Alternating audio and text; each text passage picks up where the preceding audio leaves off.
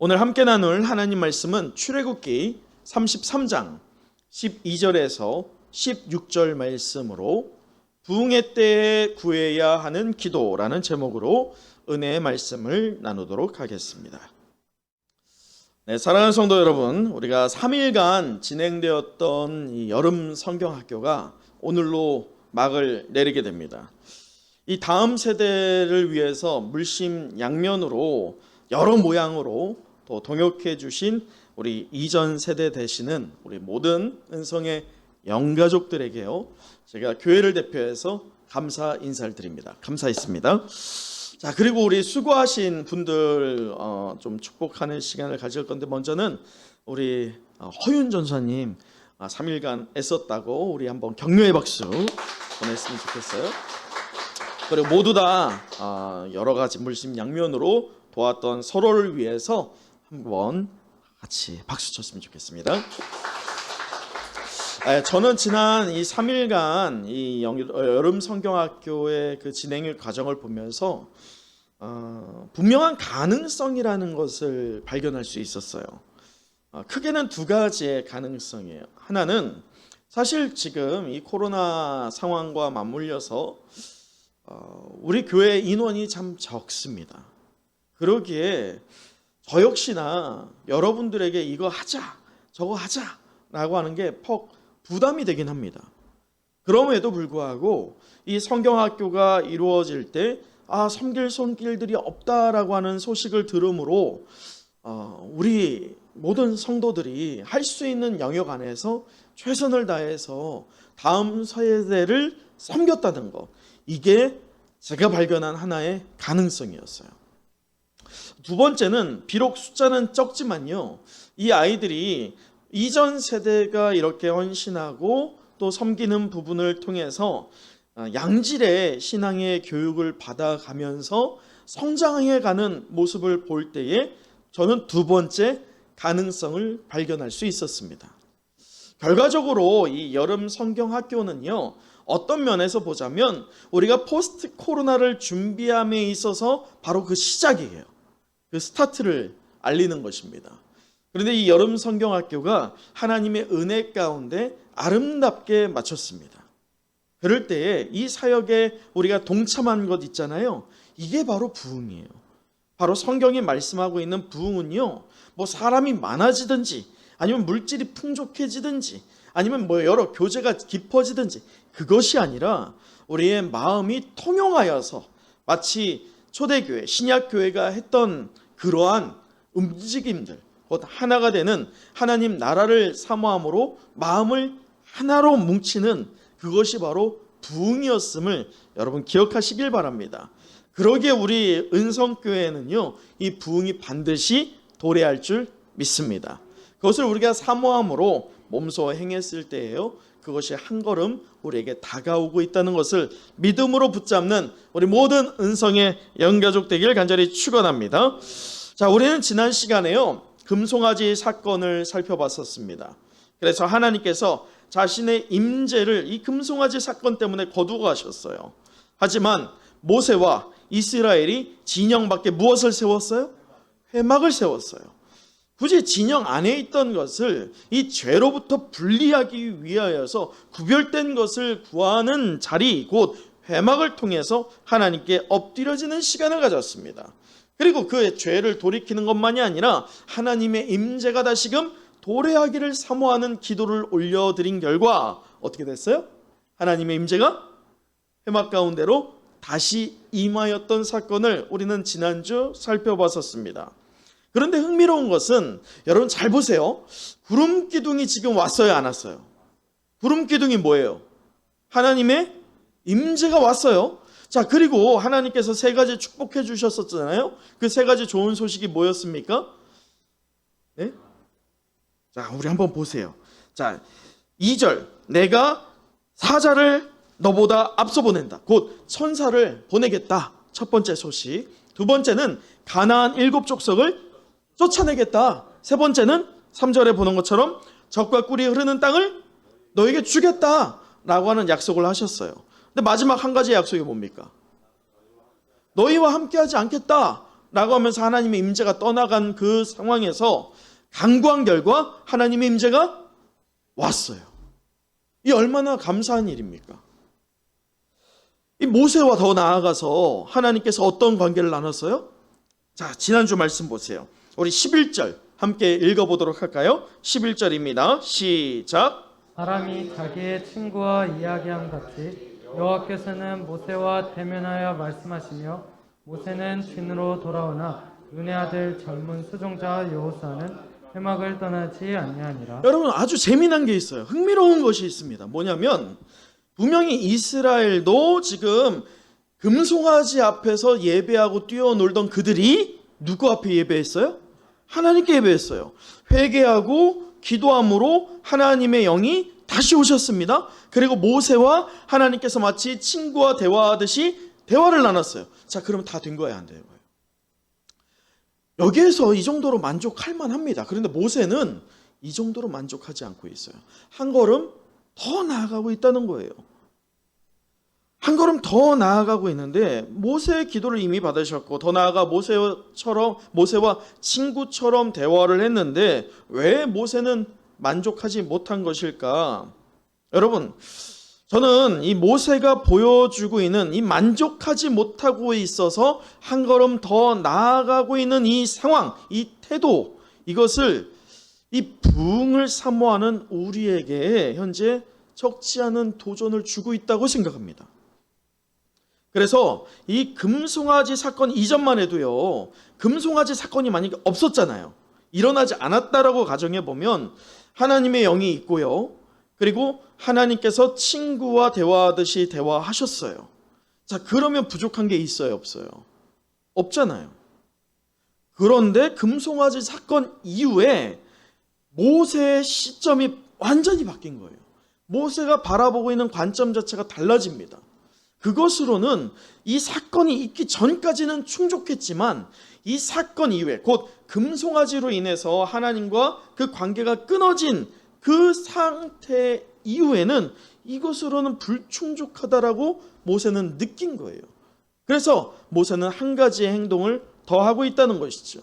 그래서 저는 이것을 또 마틴 로이드 존스 목사님은 이것을 뭐라고 표현하냐면 비상적이고 예외적인 어떤 도전이라고 말해요. 자, 뭐라고요? 비상적이고 예외적인 어떤 도전. 이 비상적이고 예외적이다라는 게 뭐냐면 우리는 보편적으로 예를 들어서 가라고 하는 그 길을 가고 있다라고 한다면 그게 보편적이에요. 그런데 굳이 나라고 하는 길을 택하는 거예요. 마치 주님께서 말씀하시는 좁은 길처럼 협착하여서 길이 곧지 않아서 사람이 많이 찾지 않은 그 길을 가는 것. 그게 바로 오늘 말하고 있는 비상적이고 예외적인 어떤 도전이죠. 모세는 그런 도전을 하고 있다는 것입니다. 그래서 저는 오늘 이 본문의 말씀을 통해서 이 모세가 지금 행하고 있는 이 비상적이고 어떤 도전? 예외적인, 예상을 뛰어넘는 이 도전이 과연 무엇인지를 말씀을 통해서 한번 찾아봤으면 좋겠어요. 더 나아가서 이 도전을 우리도 한번 해보는 시간을 가져봤으면 좋겠습니다. 자, 이 해답을 찾아보기 이전에 우리는 먼저 모세의 인생을 좀 되짚어 볼 필요가 있는데 그 전에 여러분에게 한 가지 질문을 한번 드릴게요. 현재 이 질문 잘 들어보세요. 여러분 인생에 혹시 바라는 게 있다면 지금 당장이에요. 그게 무엇인가요? 여러분 인생에 지금 당장 하나님께 바라는 소원이 있다면 그게 어떤 것이냐라고 하는 질문입니다. 자, 한번 생각해 보세요. 어떤 게 있을까요? 자, 오늘 이제 살아갈 날보다 살아온 날이 굉장히 짧아진 상태에 있는 모세는 만족하는 삶이었어요. 부족한 게 없습니다. 최소한 그의 인생에서는. 왜냐? 그는 하나님께 사용되었고 하나님이 지금 그를 통해서 임재하셨고 하나님이 지금 자신과 어떤 관계를 나누고 계세요? 친구 같은 관계를 나누고 계세요. 그러면 모세는 지금 만약에 모세에게 무엇이 필요하냐라고 개인적인 측면에서 누군가가 물어본다면 있을까요? 없을까요? 없을 거예요. 그런데도 불구하고 오늘 흥미로운 게 뭐라고 했어요?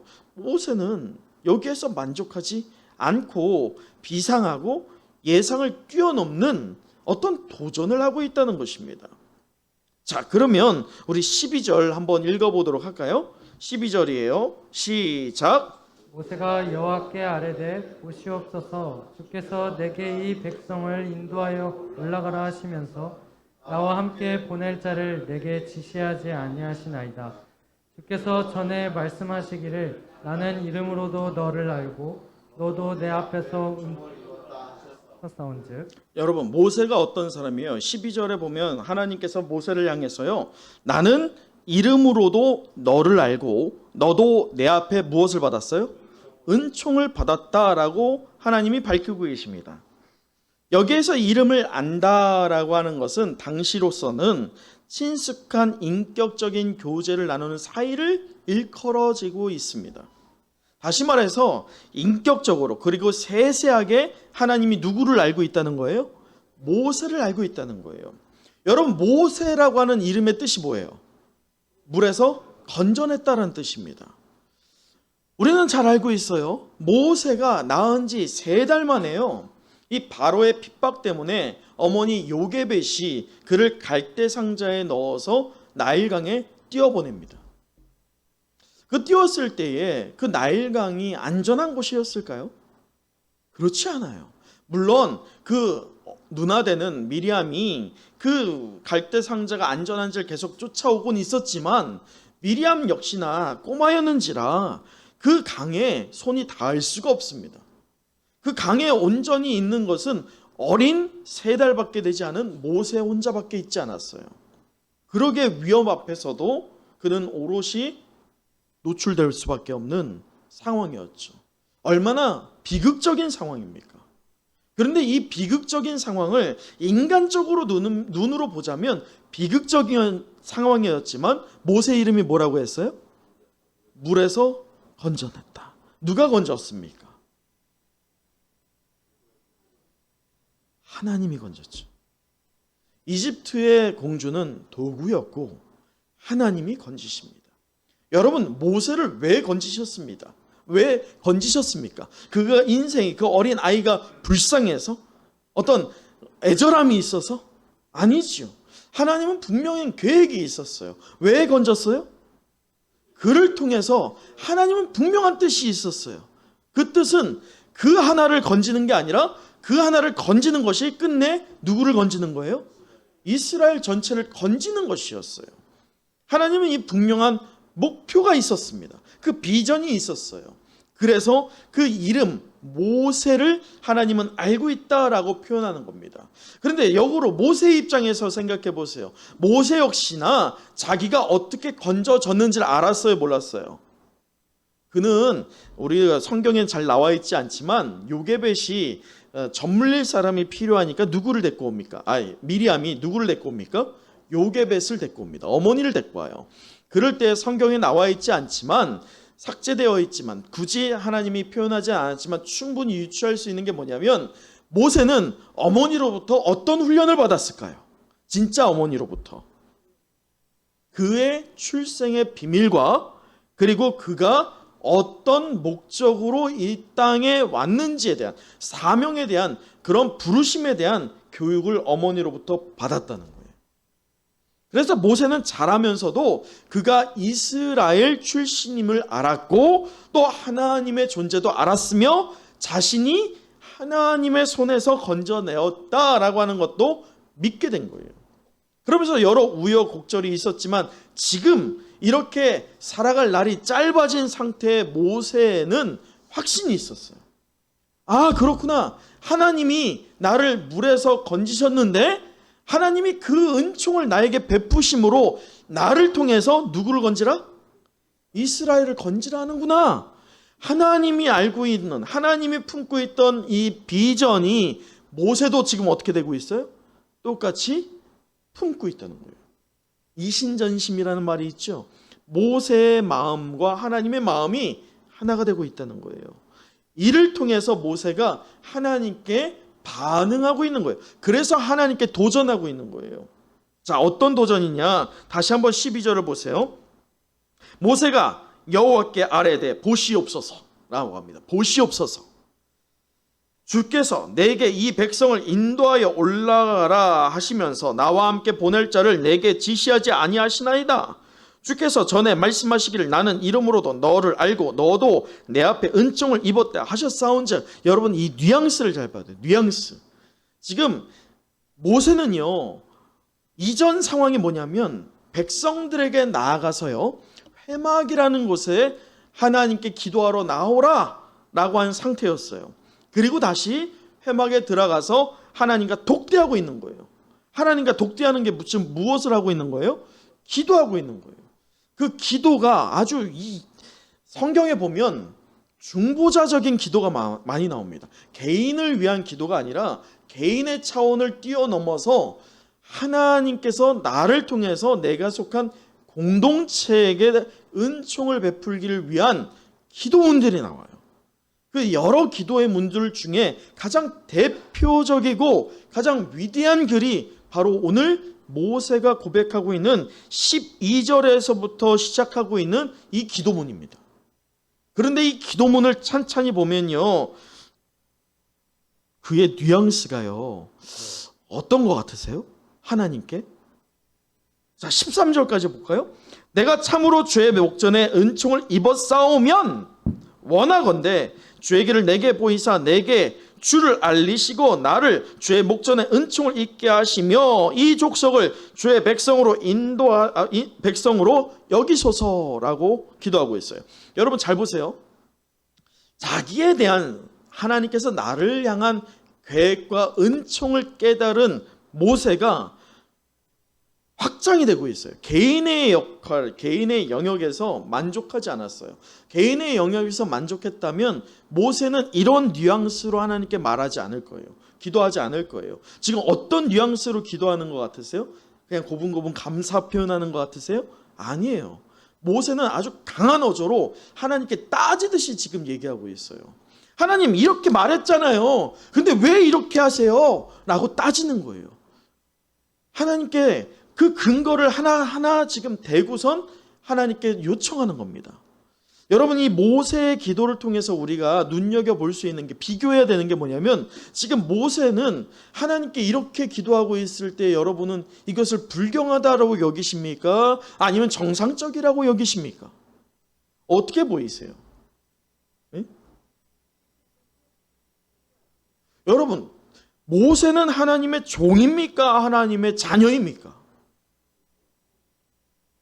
종이라고 한다면 따지듯이 기도하는 건 말이 되지 않아요. 하나님의 아들이죠. 그러기에 따질 수 있는 거예요. 우리의 자녀와의 관계를 생각해 보세요. 만약에 나의 종이 나에게 따지듯이 이렇게 계약했는데 왜 이거 잘 안 지킵니까? 이러면 감정 싸움밖에 더 됩니까? 그러나 내 자녀가 엄마, 아빠 나한테 이렇게 했는데 왜 이거 이렇게 안 지켜주세요? 라고 할 때 그렇구나 라고 하면서 그걸 이해하고 또 설명해주고 또 해결해 가잖아요. 하나님과의 모세의 관계가 바로 이런 거예요. 그래서 지금 모세를 향해서 하나님께서 기록하게 한 게 뭐였어요? 11절 다시 한번 보세요. 11절 다시 한번 읽어볼게요. 시작. 사람이 자기의 친구와 이야기함 같이 여호와께서는 모세와 대면하여 말씀하시며. 여러분, 이게 뭐예요? 하나님이 자기의 친구처럼 보다도 실제로는 어떤 관계로 지금 대화하고 있는 거예요? 부모와 자식의 관계로 소통 중에 있는 거예요. 그런데 모세가 흥미롭게 우리에게 반응을 보이고 있는 게 뭐냐? 비상적으로 예상을 뛰어넘는 그 도전이 무엇이냐?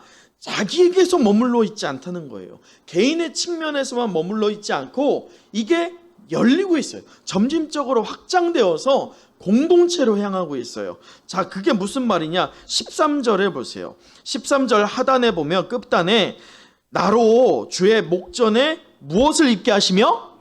은총을 입게 하시며. 이게 첫 번째예요. 하나님께 간구할 때 나로 주님께 목전에 주의 앞에서 은총을 입기를 원합니다. 개인의 기도로 나아갔습니다. 그런데 여기에서 멈춰지지 않았어요. 우리는 대부분 여기에서 멈춰집니다. 하나님, 나 이거 원합니다. 나 이거 해주세요. 나 이거 어려워요. 나 이거 힘듭니다. 이런 기도로 멈춰버립니다. 근데 모세는 거기에서 멈추지 않았다는 거예요. 자기 개인의 측면이 아니라 더 점진적으로 확장하여서 공동체에게 나가는데 13절 후반에 보면 자, 이 족속을 주의 백성으로 여기소서라고 말합니다. 여러분 12절 한번 보시겠어요? 이 비교를 해야 돼요. 12절까지만 봐도 12절이 언제냐? 12절은 모세가 하나님께 나와서 따지듯이 하는 그 시작점입니다. 그 시작점에 뭐라고 하느냐? 모세가 여호와께 아뢰되 보시옵소서 주께서 내게 어떤? 이 백성이에요. 이 백성이라고 표현했어요. 모세가 굳이 지금 배역한 이스라엘, 하나님 앞에서 예배가 아니라 금송아지 앞에서 예배를 드렸던 그 이스라엘 향하여서 이 백성이라고 칭했습니다. 그런데 지금 이 백성들이 모세와 동역하여서 어디에 나왔어요? 회막에 나왔잖아요. 그리고 기도하고 회개하고 돌이킨 결과 하나님의 임재가 왔습니다. 자, 그럴 때 지금 한 가지가 부족하잖아요. 그 한 가지가 무엇이에요? 하나님이 같이 올라가야죠. 그 한 가지가 없는 거예요.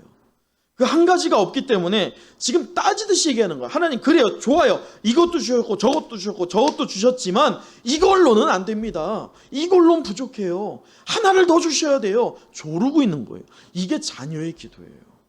우리가 하나님께 조를 수 있는 이유는요, 우리가 하나님의 종이어서가 아니에요. 우리는 하나님의 자녀이기 때문에 조를 수 있는 것입니다. 그럴 때 뭐라고 하고 있어요? 13절 후반에 다시 보세요. 이 족속을 어떻게 여기소서? 누구 족속으로? 누구 백성으로? 하나님의 백성으로 여겨달라고 하는 거예요. 하나님 기억하세요. 나만 은총 입은 게 아니라 나를 통해서 왜 건지셨습니까? 나를 건지신 게 저 백성들이 하나님의 백성 되게끔 그 건지라고 나를 보내주지 않았습니까? 그 은총이 이제 누구에게 가기를 원하는 거예요? 백성들에게 가기를 원하는 모세의 기도입니다. 여러분, 한 가지 우리는 여기에서 분명한 걸 알아야 돼요. 모세는 개인적인 차원에서요, 정점을 찍은 사람이었어요. 근데 그는 이걸로 충분하다. 아, 이 정도면 됐지 뭐. 이렇게 만족하지 않았어요. 또 개인의 측면에서 멈추지 않았어요. 하나님께 오히려 가르치고 있어요. 하나님의 기억을 다시 한번 되새기게 하고 있습니다. 하나님께서 분명히 뭐라고 하셨습니까? 이 백성이 하나님의 백성이라고 하지 않았습니까? 하나님의 친백성이라고 말씀하지 않았습니까? 그런데 왜 지금 이 백성을 은총을 거둬가십니까? 라고 지금 따지듯이 모세가 기도하고 있는 것입니다. 여러분, 우리가 지금 참고하고 있는 이 마틴 로이드 존스 목사님의 부흥이라는 책에서는요, 지금 이렇게 모세가 보여주고 있는 공동체를 위한 기도에는 이 부흥에 대한 소명감을 느끼고 부흥을 염원하였던 사람들이 갖고 있던 공통된 특색이 녹아져 있다라고 표현하고 있어요. 다시 말해서 이 부흥은 개인을 시작하여서요, 모든 부흥의 현장이 그랬다는 거예요. 개인에서 먼저 시작했습니다. 단체에서 시작한 적은 없어요. 개인에서 먼저 시작을 했고, 개인에서 시작되었던 이 부흥의 불씨가 어떻게 됐어요? 단체로 확장돼 갔어요. 근데 이 확장돼 갔던 게 그냥 단순하게 불이 옮겨 붙는 듯이, 우리는 성령을 무엇이라고 표현해요? 무엇으로 빗대어서 말합니까? 불로 표현하잖아요. 그 불이 마치 내가 불이 뜨거우니까 옆에 사람이 옮겨 붙는 것으로 우리는 여기기도 하지만, 실상은 이 안에 보면 내게 불이 있는 것을 불 받은 사람이 어떻게 하는 거예요? 하나님, 내게만이 아니라 이 옆에 사람에게도, 아니 우리 교회에도 임하기를 원합니다라고 하는 그런 공동체적인 기도, 내 개인의 차원에서 멈춰지지 않은 내가 속하여 있는 이 공동체를 위한 기도로 갔을 때 그곳에 틀림없이 무엇이 임했다는 거예요? 부흥이 임했다는 거예요. 지금 모세가 그런 기도를 하고 있다는 것이죠. 여러분, 저는 이전 이 3일간의 여름 성경학교를 통해서 분명한 도전을 어떤 가능성을 발견했다고 했었어요. 기억하세요? 네, 첫 번째가 무엇이었어요? 이전 세대들은 여러분을 통해서 발견했고, 두 번째는 다음 세대가 되는 우리 아이들을 통해서 발견했다고 했습니다. 여러분, 분명한 가능성은 우리 개인에게서 나오지 않습니다. 절대로 그러지 않아요. 우리가 무언가 했다라고 해서 부흥이 왔다라고 생각하면 절대로 그것은 부흥이 아닙니다. 부흥은요, 우리가 알지 못하는 때에 옵니다. 다시 말해, 우리는 부흥인지도 모르고 있는 그때에 이 부흥이 임했구나를 누가 알 수 있어요? 누가 알게 돼요?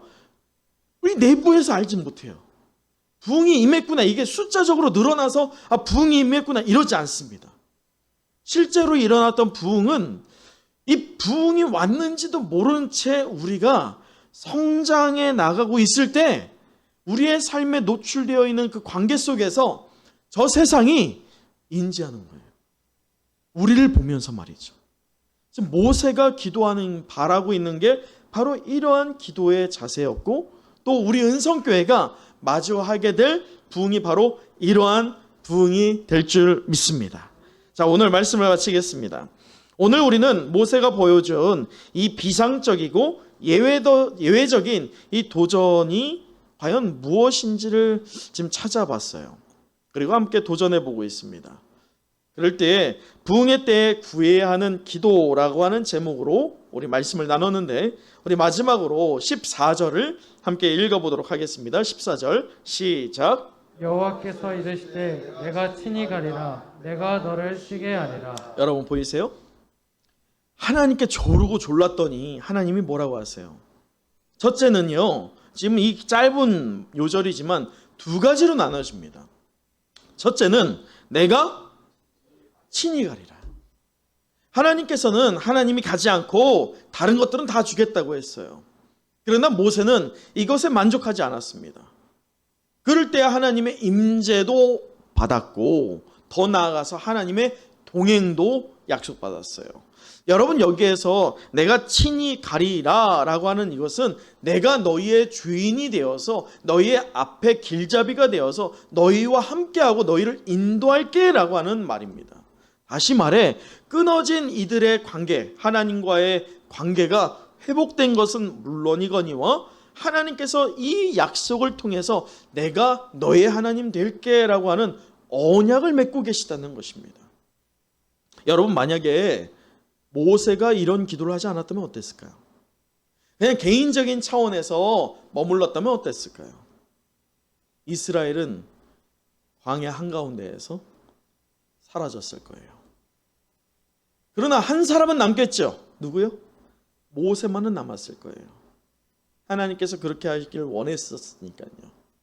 그럼에도 모세는 그것을 거절합니다.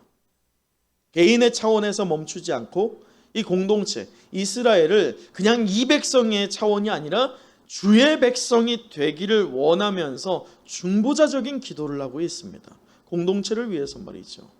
그럴 때에 하나님은 이 한 사람의 기도에 반응하셨어요.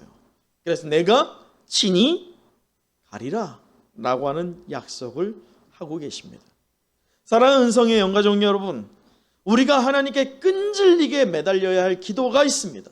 그 기도는 바로 먼저는 여러분 개인에 대한 것이에요. 여러분 다시 보세요. 말씀에서 13절을 보면 주의 길을 내게 보이사 내게 주를 알리시고 라고 하는 기도를 먼저 하고 있는 모세입니다. 여러분, 우리가 구해야 할 기도가 있다면 주님, 내게 주님을 알 수 있는 지혜를 주십시오. 하나님을 아는 지혜를 주십시오. 그래서 막연하고 추상적인 하나님이 아니라 오늘 여전히 살아 역사하시는 하나님 됨을 내가 친히 경험하기를 원합니다 라는 기도가 우리에게 나와야 할 줄 믿습니다. 그럴 때 여러분에게 하나님께서 친히 친구처럼, 아니 부모처럼 우리와 대화하시고 우리의 기도에 반응하시고 또 하나님께서 우리와 함께 하신다라고 하는 확신을 더해 주실 것을 믿습니다.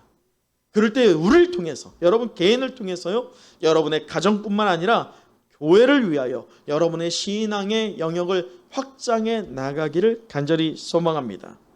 여러분, 우리 은성교회 부흥이 임하기를 간절히 소망하는 우리 모두가 되었으면 좋겠습니다. 그래야 할 때 부흥은 반드시 임할 거예요. 하나님이 부어주시는 비상한 능력을 모두 경험하게 될 것이라는 것이죠. 그런데요, 여러분, 두 번째 하나님의 기도의 응답이 무엇이었어요? 내가 친히 가리라, 그 이유에 말이죠. 무엇입니까? 내가 너를 쉬게 하리라. 여러분, 지금 모세가 지고 있는 짐이 얼마나 무겁습니까? 여기 잘 눈여겨보세요. 하나님이 왜 친히 간다라고 말씀하실까요? 실제로 하나님이 내 자녀라고 생각하는 자는 누구입니까? 모세 하나예요. 근데 지금 모세 하나가 이 공동체를 살려달라고 울부짖는 거예요. 하나님의 생명책에서 내 이름을 파내 주실지라도 이 공동체만큼은 하나님의 백성 되게 해달라고 간구하고 있는 겁니다. 그가 지고 있는 짐이 얼마나 무거워요. 그 짐진 것을 하나님이 볼 때 어떤 마음이시겠어요? 미워지는 마음이시겠죠. 그래서 하나님께서 지금 뭐라고 말씀하세요? 내가 너를 쉬게 할게. 이 얘기는 너 이때까지 수고 많았어. 이제 그 짐을 누가 질게? 내가 질게. 이 말씀은 마치 우리 주님께서 수고하고 무거운 짐진 자들아 다 내게로 오라. 내가 너희를 쉬게 하리라 라고 하였던 우리 주님의 말씀과 일맥상통합니다. 여러분, 우리가 수고하고 무거운 짐진 것이 있어야 합니다. 그것이 바로 하나님의 자녀됨의 도리예요. 내 개인의 측면이 아니라 몸된 교회로 확장해 나가는 저와 여러분 되기를 간절히 소망합니다. 마치 우리가 이미 하였던 이 여름 성경학교처럼 말이죠. 여러분, 잊지 마세요. 부흥은요, 많은 물질이 모아졌다라고 부흥이라고 여겨지지 않았어요. 또 부흥은 많은 훈련 받았다고 해서 오는 것도 아니었습니다. 또 많은 봉사와 헌신이 있어서 그것이 부흥이다라고 말한 적도 없어요. 더불어 많은 사람이 모였다라고 해서 부흥했네, 그건 우리의 말이고 하나님의 역사에서 보면 그건 부흥이 아니었어요. 그냥 많이 모였던 한때였던 것이죠. 그런데 성경을 낱낱이 살펴보고 우리의 기독교의 역사를 돌아봤을 때 부흥은 무엇이었냐? 한결같이 하나님께서 자기 백성 한 사람 한 사람에게 부어주시는 이 비상적이고 예외적인 도전을 하였던 그 자리에서 시작되었다는 것을 잊지 말기를 간절히 바랍니다. 사랑하는 은혜와 성령이 함께하는 은성의 영가족 여러분, 우리는 이제 다음 주에 한 달 동안 작정하였던 목적 헌금을 하나님께 드리는 시간을 갖게 될 것입니다. 저는요, 여러분이 부담 갖기를 원합니다. 이 부담은 물질로 비롯된 부담이 아니어야 합니다. 물질이 없는 분들이 빚내서 할 필요는 없어요. 근데 이 부담은 거룩한 부담은 되어야 합니다. 이 거룩한 부담은 하나님께서 물질로 너 참 많이 헌신하였구나 이렇게 여긴 적이 한 번도 없었어요. 마음이 하나님께 온전히 드려질 때, 하나님 이 백성이, 이 교회가 하나님과 동떨어진 교회가 아니라 그냥 교회로서만 존재하는 것이 아니라 하나님의 자녀가 되는 백성 되기를 원하는 그 기도로 우리의 마음을 내어 드릴 때에 비로소 우리 은성교회의 부흥이 임하게 될 것입니다. 그것이 바로 이 목적 헌금에 가져야 할 우리의 부담감이에요. 하나님은 물질이 아닌 그 중심을 보시는 분이실 줄 믿습니다. 작은 몸짓, 그것을 하나님께서 기대하고 계세요. 든든히 서가도록, 우리 은성교회가 든든히 서가도록 우리를 동참케 하시는 하나님의 손길을 믿음 안에서 단단히 붙잡는 여러분 되기를 간절히 축원합니다.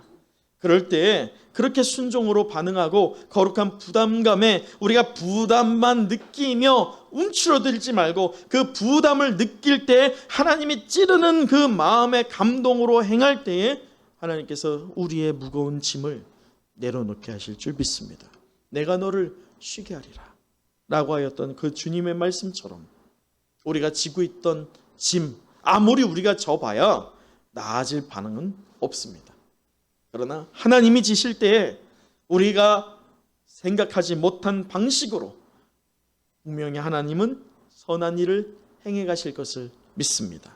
그것을 함께 기대하고 함께 간구하며 개인의 측면에서 더 성장하여 확장하여 이제 공동체 곧 몸된 교회를 바라보며 우리 교회가 하나님께 선하게 쓰이기를 간구하는 우리 모든 은성의 영가족 되길 간절히 소망합니다. 기도하겠습니다.